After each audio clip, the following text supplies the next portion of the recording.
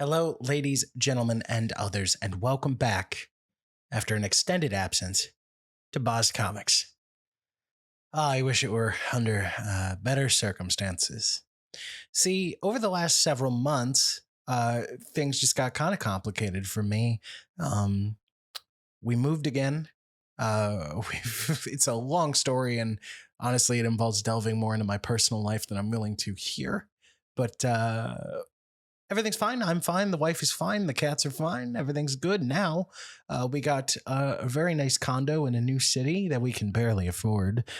So if you want to help, you can buy me a coffee down at the link below. No.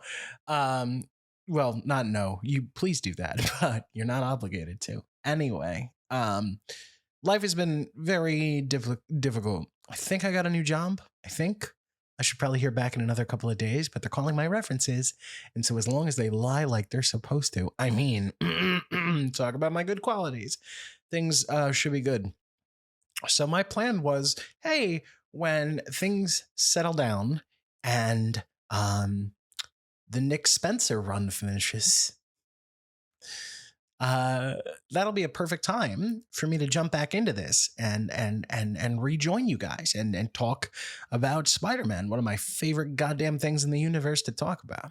I was excited. I was optimistic. I'm like, this is going to be Boz Comics 2.0, baby. Let's go.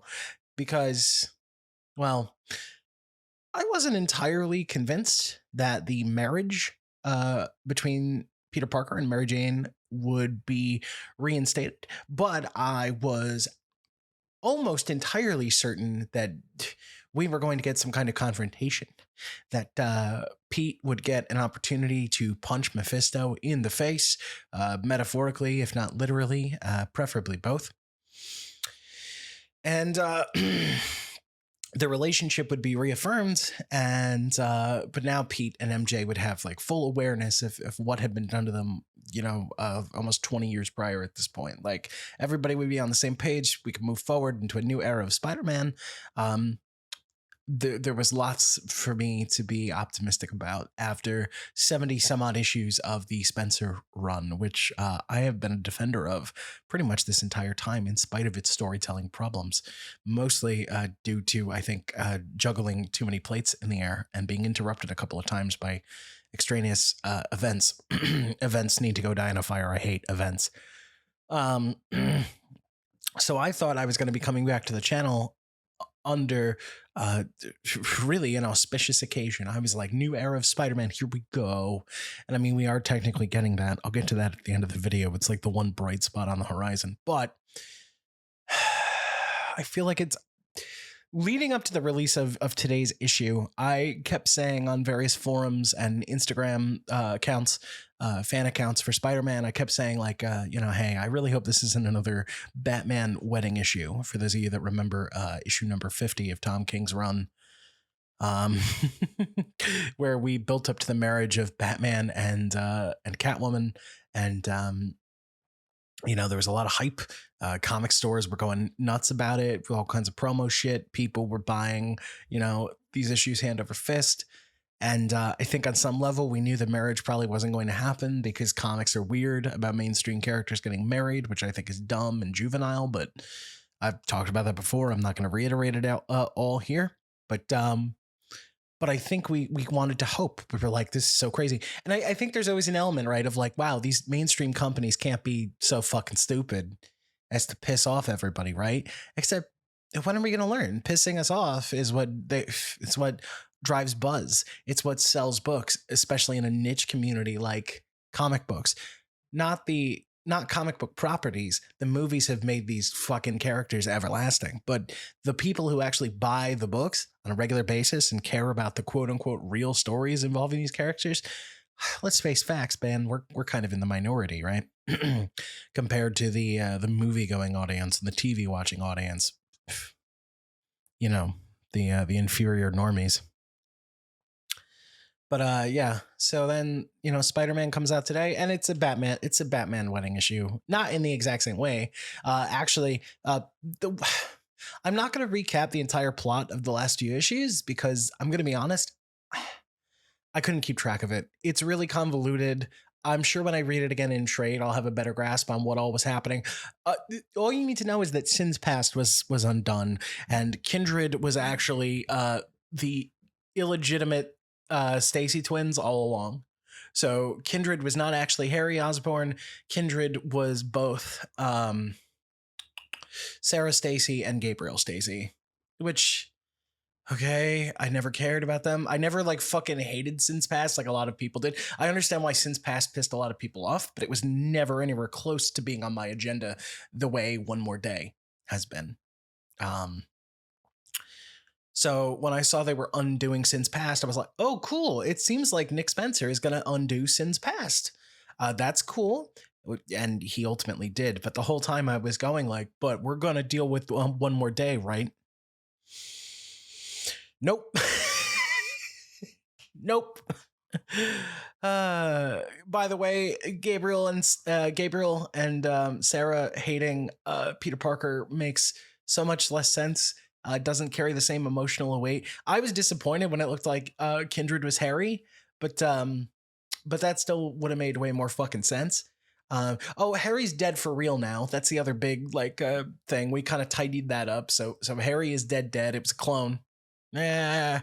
So that's I remember one of the last videos I did on this channel. I was like, why are there so many Harrys? How can there be like 3 Harry? What? I thought Kindred was Harry. Kindred was Gabriel. There's a dead body that's real Harry, and then the Harry that's been running around for a while now is a clone, and he's dead now too. So yeah, that Harry's gone now, hopefully for good. I'm in the minority, I guess. I fucking can't stand Harry Osborn. I'd never given a shit about him. They kind of did an homage to Spider-Man 3, the Sam Raimi film of all things. It's fucking bizarre. But I'm all over the place. I'm sorry, deal with it. I'm depressed. This was a depressing read. Because at the end of everything, there's no acknowledgement of the deal that Spider-Man made with the devil. Nothing. There's none. Not even like Pete doesn't have a confrontation with Mephisto. He doesn't engage again with Doctor Strange. Doctor Strange and Mephisto almost in like a B story while the big fight with the Kindreds is going on. Is they're having a confrontation, but the marriage is never addressed. It becomes more about becomes more about Harry Osborn, and the implication seems to be that Mephisto had seen in some far-flung future that things would come to pass where he finally took power over Earth, and Spider-Man would ultimately be his downfall once he attained that power. So the implication, if I was reading it right, seems to be that the reason Mephisto has been fucking with Pete's life over the last couple of decades is an effort on his part to manipulate events in such a way that the next era of Spider-Man takes place and Ben Reilly will take over as Spider-Man. And the implication seems to be that Mephisto can take Ben Reilly. He can't take Peter Parker. We'll get to the Ben Reilly stuff at the end because, like I said, it's probably the one bright spot on this shit show. But there's no acknowledgement of the marriage, the deal with Mephisto, none of it. And I genuinely feel like none of us that were clamoring for it were reading into things. I feel like that's what Nick Spencer was alluding to this entire time. The Sin's Past stuff only kind of started to crop up somewhat recently in the run. And so we're left with, I think, 2 ideas here, 2 possibilities. Either Nick Spencer always intended to do this shit while toying with fan expectations in a way that I think at that point is almost malicious. Or he's dumb. And didn't realize that he was toying with our expectations, which I don't think he's dumb. So I just don't think Nick Spencer is a dumb storyteller. I don't think he would do that. So, he seems to have a grasp of character very well.